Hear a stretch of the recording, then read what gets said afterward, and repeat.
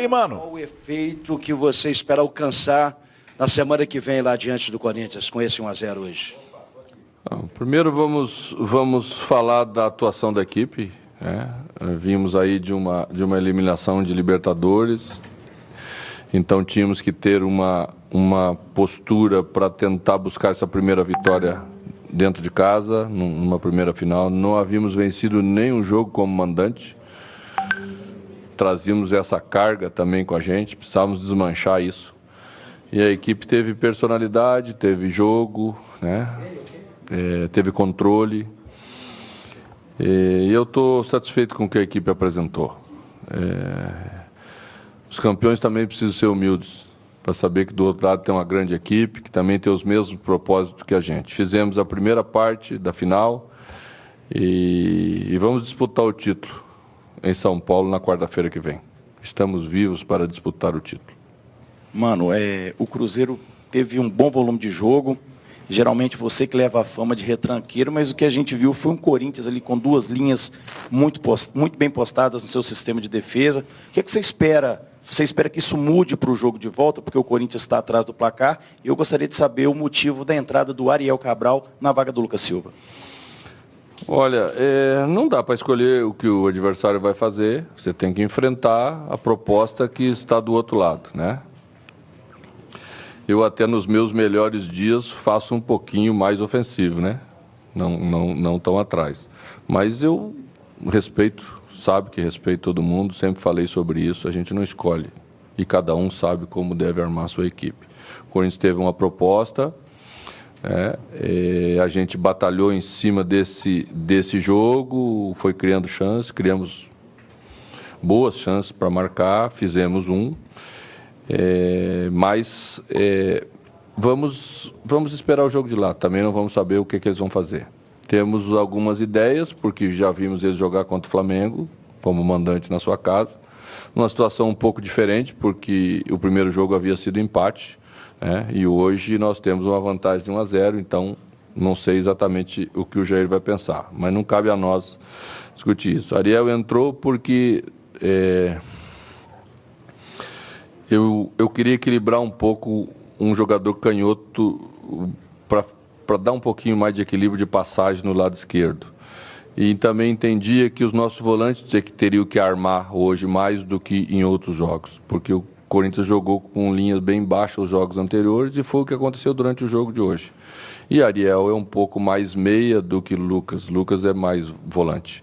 Então a escolha foi para dar uma saída natural pelo lado esquerdo, um jogador que apoiasse já buscando um passe para frente, para achar Rafinha, como iniciou o jogo, e acho que funcionou bem.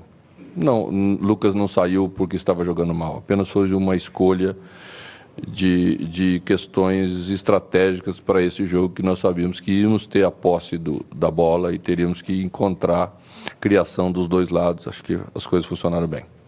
Mano, por mais que no placar dos sonhos o torcedor imaginava uma vantagem maior, mas depois da eliminação... que eles imaginavam essa vantagem maior? Se nós não havíamos ganho nenhum jogo em casa como mandante no mata-mata. Mas se puder ganhar de 2, 3, 4, aí todo mundo vai preferir. Você preferiria, né? Mas tem que sair de algum lugar aquilo que a gente pensa, né? Eu sempre falo, não posso acordar de manhã e pensar coisas absurdas, tem que ter uma certa lógica. O torcedor também é lógico. Ele quer, mas ele sabe que o futebol tem lógica, ele sabe quem a gente ia enfrentar. Claro que queríamos ganhar por mais.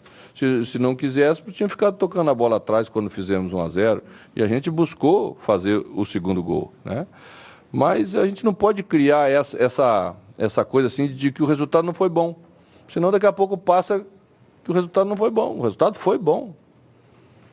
Poderia ter sido melhor, poderia ter sido excelente, gostaríamos que fosse excelente? Claro que gostaríamos, trabalhamos para isso. Mas foi um bom resultado e temos que entender que é assim. Não, mas é exatamente isso que eu ia te perguntar. Desculpe te atrapalhar então. Pois é, tá desculpado, my friend. Pois é, o Cruzeiro veio de uma eliminação para o Boca, né? E até chegar nesse jogo, como você disse aí, não tinha vencido ainda nenhuma partida em casa. Esse 1-0, ele se torna importante também sobre isso? Claro, toda vantagem ela é importante em termos de estratégia para o segundo jogo. Não tenha dúvida, né? Isso muda a postura do que o adversário tem que fazer, de como ele tem que pensar o jogo, né? O Fábio não fez uma defesa no jogo, né? E eles vão ter que nos atacar, como nós tivemos que nos expor e atacar hoje, né? E atacamos bem. E mostramos que sabemos atacar, porque atacamos e não demos nenhuma oportunidade ao adversário, um adversário de qualidade, um adversário que tem um sistema de jogo que, se você não souber e não entender bem, você vai tomar contra-ataque, né? E o Cruzeiro se ouve bem nessa ideia, soube entender o jogo e construiu uma vantagem mínima, mas é uma vantagem. Mano, a gente sabe que hoje o time ainda vai curtir essa vitória sobre o time do Corinthians, vai assimilar esse resultado. Mas é claro que o time pensa jogo a jogo, tem o jogo contra o Vasco da Gama. Nessa partida contra o Vasco, passa um pouco da formatação do último homem da zaga, ali do setor defensivo, no caso o Egídio, que está suspenso para o próximo jogo.